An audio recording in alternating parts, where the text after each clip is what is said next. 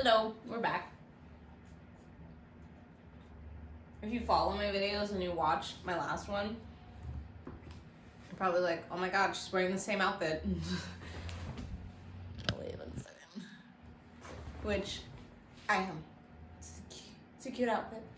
But also, I just decided, I already know what I want to talk about. Why the fuck am I going to wait till tomorrow or another time to record it? It's early enough in the night. I mean, I do like to film during the day just because I really love natural light, but spur of the moment, might as well just do it. Oh, it's fruit fly in here.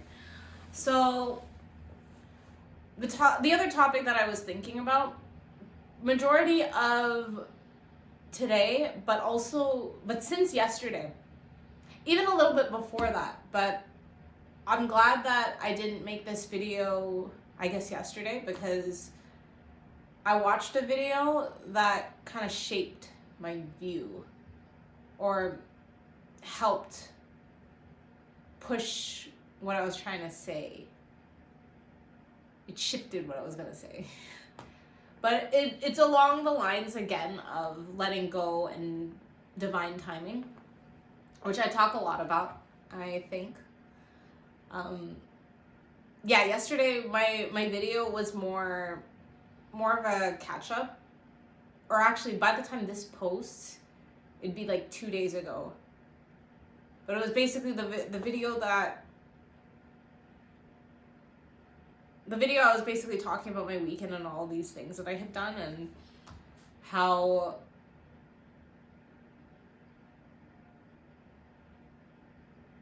I've kind of surprised myself in certain ways.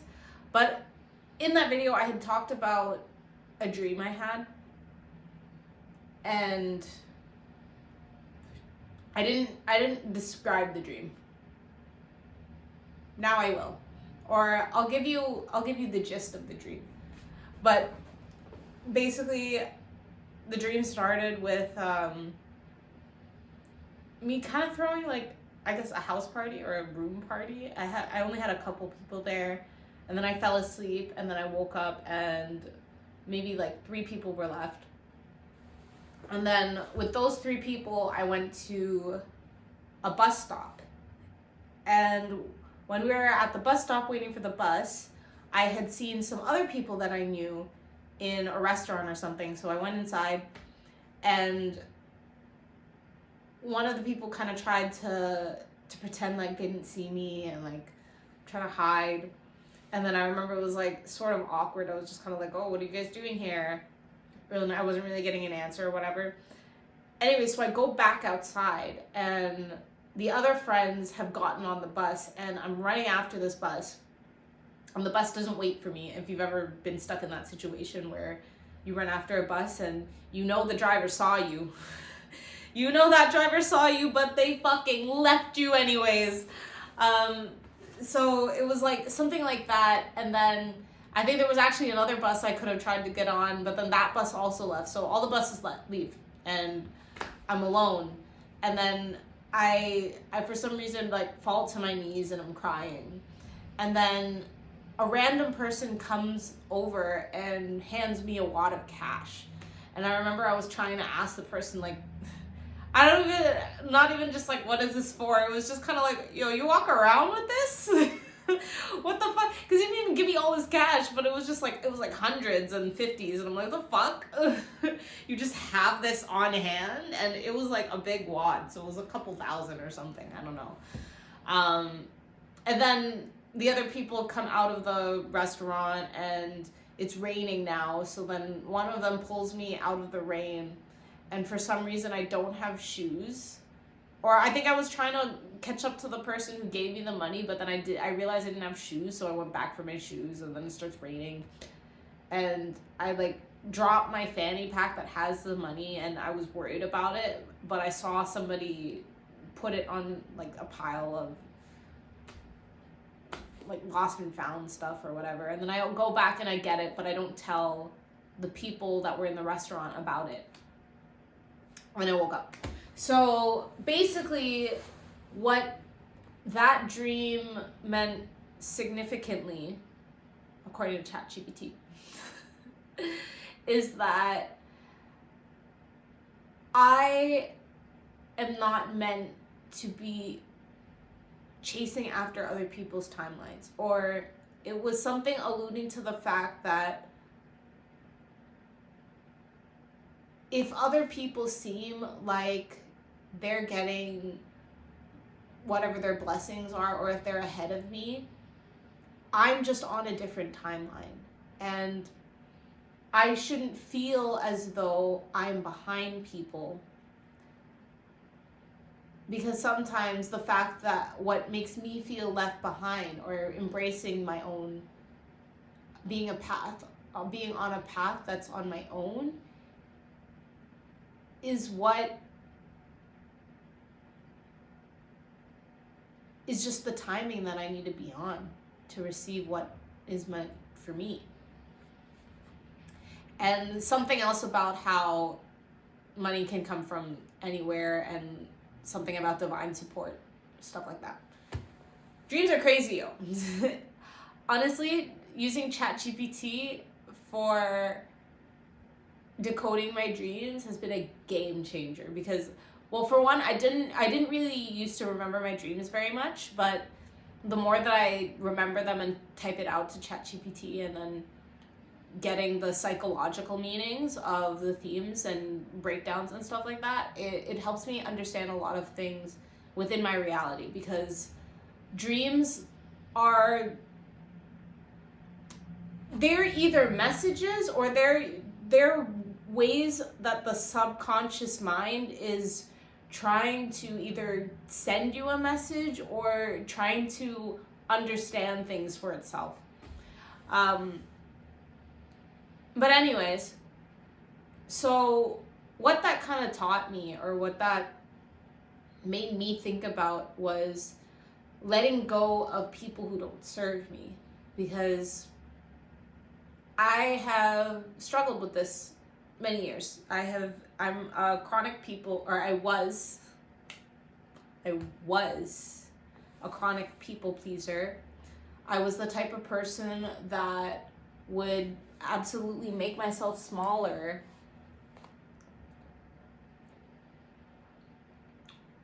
watermelon lime from Chipotle. They opened a Chipotle just like 10 minutes away from me now. Dangerous. But yeah, I was the type of person that would make myself smaller and, try to make everybody happy and dim my light.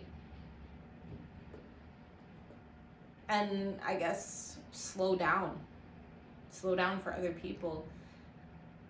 Because, yeah, I kind of always, in a lot of my group, a lot of my friends' groups, I tend to be the first person to do things, to venture out and try things, to go out on my own and check out new places, or I guess most recently,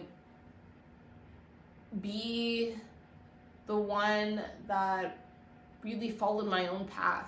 I don't know too many people who, well, actually, no, I know a lot of creatives. I know a lot of people who have their own businesses, but I guess with my immediate friend groups, or my closer friends, I'm probably one of the only people that I know that's solely trying to do their own business, or trying to grow their own business, rather than to be in a conventional job. And I was in a conventional job for a very long time. I guess for the past 12 years. I only recently left my job. Talked all about that in my actual last video, or the video that was posted yesterday. But yeah, I guess the risk taker. I have always been the risk taker, and it's just because I'm too curious. I lead my life by curiosity, and when something calls me, I follow it. a lot of people don't know how to do that. And, you know, sometimes I think when I would feel ostracized because of these things, or because other people made me feel some type of way because I was moving ahead of them or whatever, I would slow down. I would find ways to delay myself so that I could stay friends with people. And yeah, I think doing that, and then also comparing myself to people who maybe got things faster, really hindered my own timeline, because I was trying to match up with other people, or, you know, yeah, I was either trying to catch up to other people, or I was slowing my pace down for other people. And basically what that dream was saying is that I am just on my own pace. Sometimes, yes, there will be times where I will walk the same path as somebody for a little bit, but at the end of the day, if our paths start to diverge, I'm so sorry, I'm one of those people where I'm like the princess and the pea. If I feel anything that's off in the slightest, I have to deal with it right away. But yeah, it's like sometimes if the paths converge for a little bit of time, but then they diverge at some point, I can't be standing at the point of where they've diverged trying to see if I can go on the other person's path, or like if I can morph my path to follow theirs or whatever. It's like I'm going at my own pace, and I have to trust that, and I have to honor that. And yeah, I feel like a lot of us do stuff like that, or we compare, and so then we're not able to align with the things that we're meant to align with, because we're too busy trying to line stuff up with other people, and it doesn't work like that all the time. An example that just came to my mind is like, so my age group right now, a lot of people are getting married and having babies, and it's a lot of pressure, especially if you're a woman and you know you want to have a kid, and you want to have kids around the same time as your friends or even in your family, so that everybody grows up together. But it's like some things can't be forced, and when you do try to force them, then you end up with things that you don't want, or with people you don't want. And you know, if you've been following me, then you know enough about my story to know that I got married and had a kid because I was trying to meet a deadline, and it wasn't until after that I realized that my partner wasn't in alignment with me. And I wouldn't change anything, in the sense that I love my daughter, you know, I wouldn't change anything, because then we wouldn't have her. But at the same time, I see this in a lot of couples where they get together because they get married because they feel like they're supposed to, or because they want to be married. And then they end up in relationships that aren't really serving them, aren't really reciprocal, but then they just kind of stay stuck there, and they don't see that they build resentment and how that affects their children. That's how I feel about my parents. My parents were together all of my life, and are still together now, but there was no love in that house, and there still isn't, and they drain each other. It's sad, because yeah, they feed off of each other negatively, and then they don't see how that is projecting outwards, not just to me, but to anybody that steps in that house.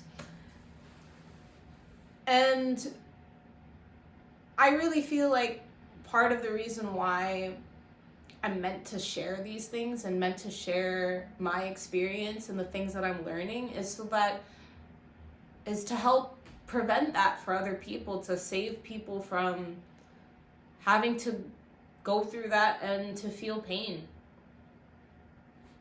Because at the end of the day, it is painful, and it doesn't end here. My daughter's gonna grow up and she's gonna wonder why her parents aren't together, and we're gonna have to deal with that, and we're gonna have to make sure to help her understand. But there's gonna be points where she's young and she's not gonna wanna understand, or she just won't be able to conceptualize it until she's older and she goes through her own trials and tribulations.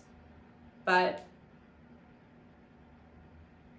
it's just like, if you can learn from me and you can do things right the first time, then take that advice.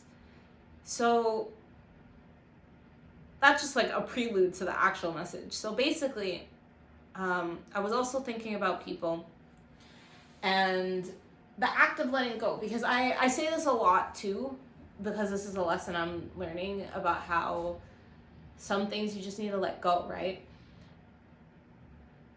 But that's not as simple as it sounds. And it's not as simple as it sounds because it's not really something you can just do. It's something that happens. And I was watching a YouTube video yesterday by this guy named Hitesh, I believe. Oh no. What's his YouTube name? I think it was like Wisdom of Empowerment or something like that. I don't know. I'm sure you can find them. There can only be so many people named Hitesh that do YouTube videos that are spiritual and motivational. But he was talking about how it's such stupid advice to tell people to let go, because it makes it sound like that's something you have control over, when letting go is something that naturally happens when you do inner work. And I completely agree. And I guess the reason why I want to talk about it is because I feel as though I've done so much inner work. I've done so much healing within myself, and it gives you a lot of compassion, and it helps you understand, especially because I also have a background in psychology. When you really see how people are just acting out of their egos, and how, that saying, hurt people, when you really truly understand it and you're able to take it not personally, and understand that people don't do things specifically to hurt other people, it's because they're hurt and they're just projecting, then you don't take things as personally, and it's just easier to forgive people and move on. But what I really resonated with when he was saying that is, because you hear things like, oh, just let it go, when whatever you're trying to let go of doesn't go away right away, then you get stuck in this kind of loop of, am I doing something wrong? And then you kind of hold on to it. Because something he said was, we shouldn't be looking at letting go. We should be looking at why we are holding on, or what we're holding on to. And it ties into, for me, it ties into Buddhism a lot, because they talk about impermanence and grief, and how we can't escape grief, because that's just part of life, that things will leave us at some point in time, whether that's through death or through just, life things and people moving on.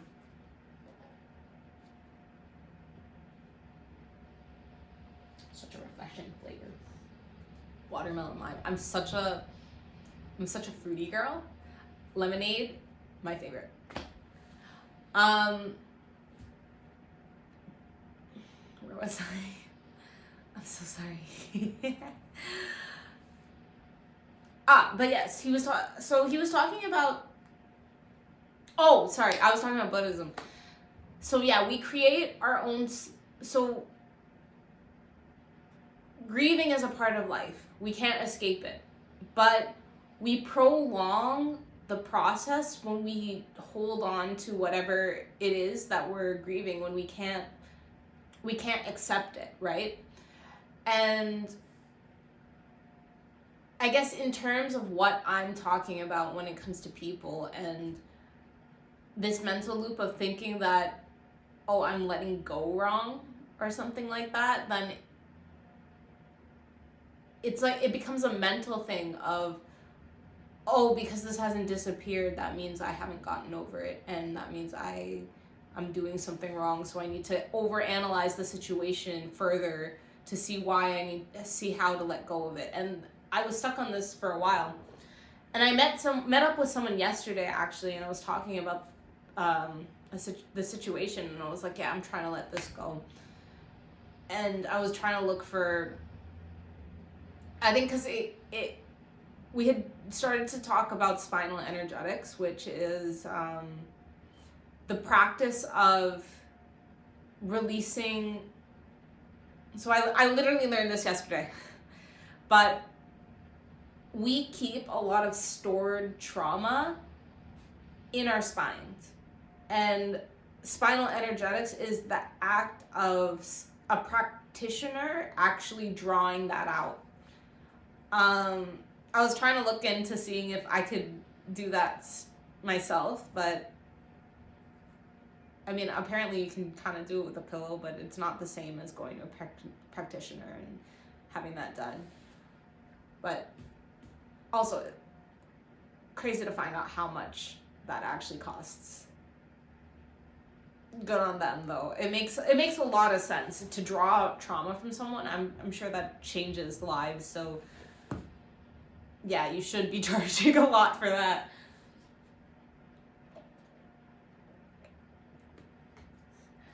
But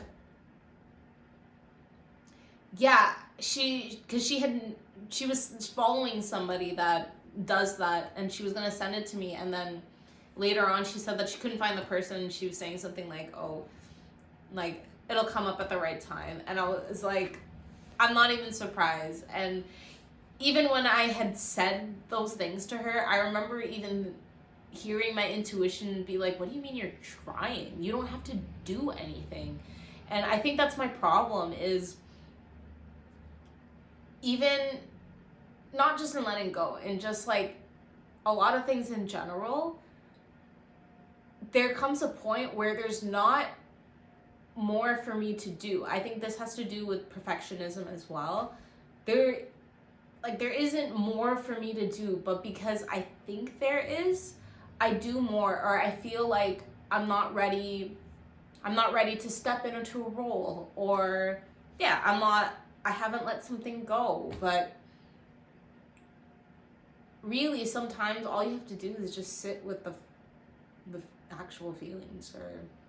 And that's what I told her, is I was like, okay, clearly I'm not supposed to be doing this yet, or I'm supposed to come to terms with this on my own. So I'm just gonna sit with these feelings every time they come up. And for a lot of people, that's what it is. It's just acknowledging the feelings and the roots, or yeah, it's just acknowledging that they're there and that you feel them, and that's okay to feel them. It's okay to feel, or it's okay to have feelings of sadness. It's okay to have feelings of anger. And yeah, I guess basically what I'm trying to say is sometimes it's not so much why, because that's what I'm learning, is I understand why I feel these things, and I understand the roots of where they come from. I understand what parts of my childhood are coming up to make me feel these things now, because they've been shunned for so long. But sometimes it's not enough to just know that stuff logically. Like, sometimes you just have to feel and process those emotions. And I think what happens for myself, especially because my rising is in Gemini and my moon is in Virgo. So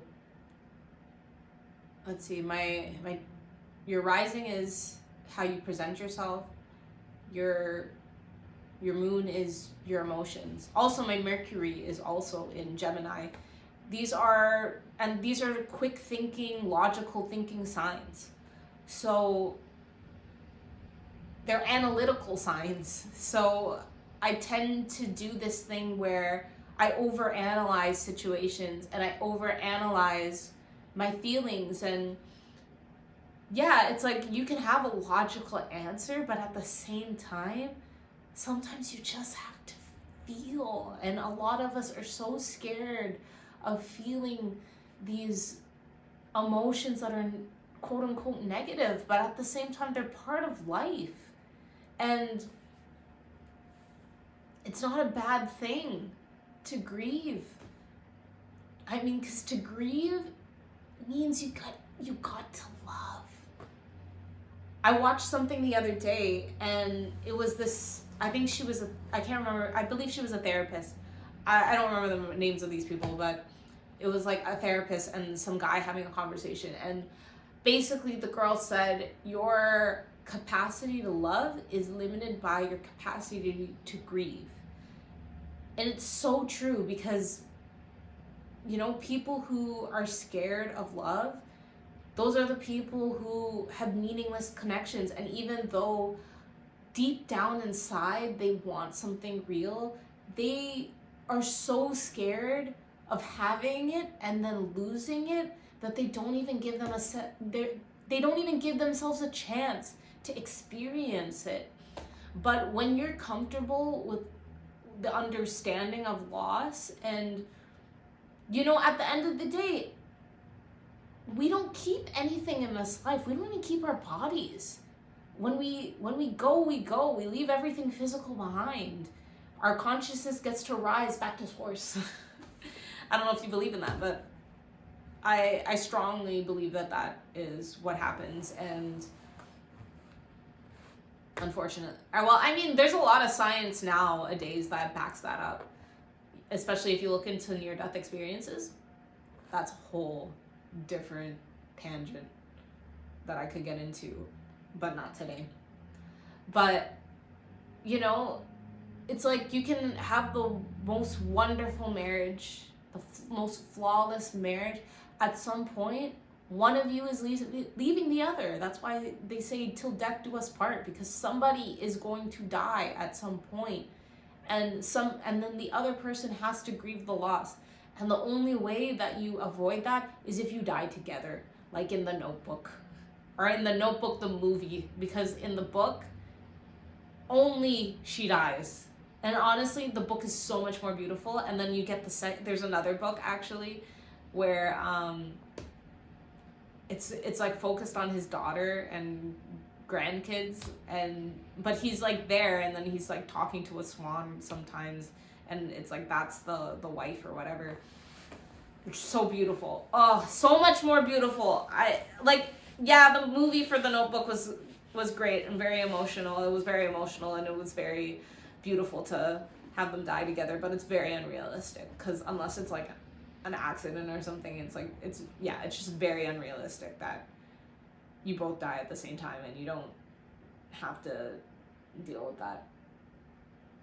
Sorry, I just thought of something that I think it was a sociology class where they were talking about assisted suicide, because there was it was like an old man and a woman in a country that doesn't allow that, and then they were saying that he was like, oh, I wanna pass away with my wife because she had cancer. He's like, I want to pass away with her. If they don't let me do it, I'm gonna just buy a gun and take matters into my own hands. And then what ended up happening was she passed away from cancer, and then he ended up living for many, many years after. So another topic we could get into. But all that to say, you can't escape grieving. You can't, because at the end of the day, everything on this earth has an expiry date.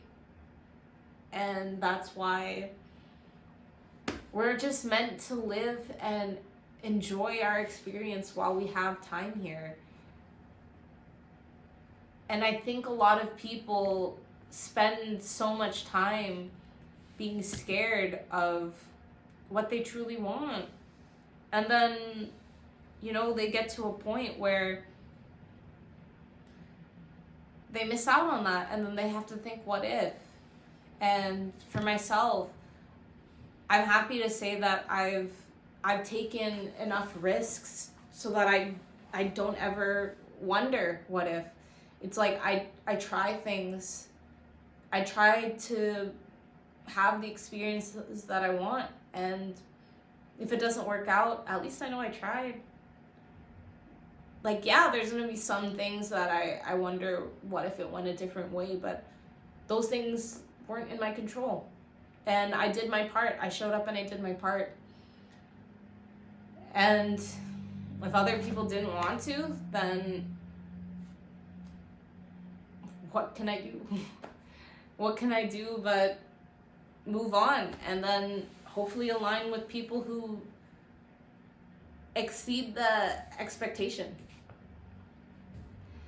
And yeah, I guess that's the thing about acceptance, and when you naturally are able to let go of things, or I guess it's not so much about letting things go, but more about being able to see the opportunity for something else to come in. Because I guess how I see holding on to something is when, yeah, you can't see anything better than whatever it is that you lost. And so rather than to grieve it properly and then be happy that now there's space open for something else, you just keep going back to it, kind of like, okay, but maybe it can still happen if I do this. Or, you know, maybe this person is gonna turn around someday and they're gonna realize what they missed out on, or whatever, you know. But at the end of the day, when you just trust timing, when you trust that things that are meant to happen for you will happen to you exactly when they're meant to happen for you, then they will. And when you just kind of enjoy the things that you have now and not think too hard about what's next or what was before, then things flow into your life at such a rapid rate. And yeah, you just gotta appreciate what you have for the time that you have it. I think that's been my biggest lesson in life, is presence and just really enjoying where you are now. I definitely talk about this a lot, and I will continue to talk about this because it's such a strong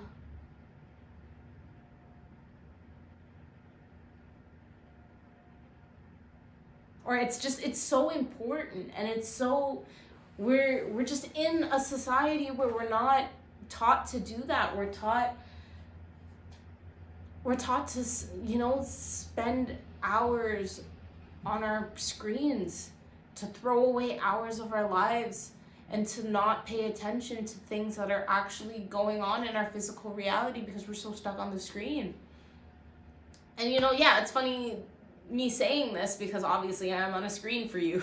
But it's all about balance, and it's not like you can't ever go on your screen. I'm learning this too because I did a really heavy detox from specifically Instagram for a majority of this year, but at the same time, it's like I need to be on it for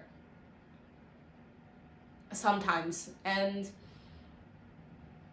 this has been such a gift to be able to talk to a camera that can connect me to so many other people. Even though, at least at this current moment, I don't have tons of views. I don't know when that might change, but it's just the fact that I can have access to so many people. It's a beautiful thing, the internet, but everything is balanced. Everything, there is too much for anything, just as there's too little for anything. And it's about meeting somewhere in the middle.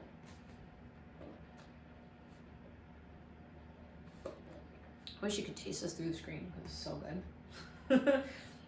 Should just do a video of me just enjoying. I did do a video of me enjoying chocolate the other day. I don't think that got many views either. But yeah, just like, oh man, even just being present enough to actually taste that. Like, how much do you slow down and really taste what you're consuming?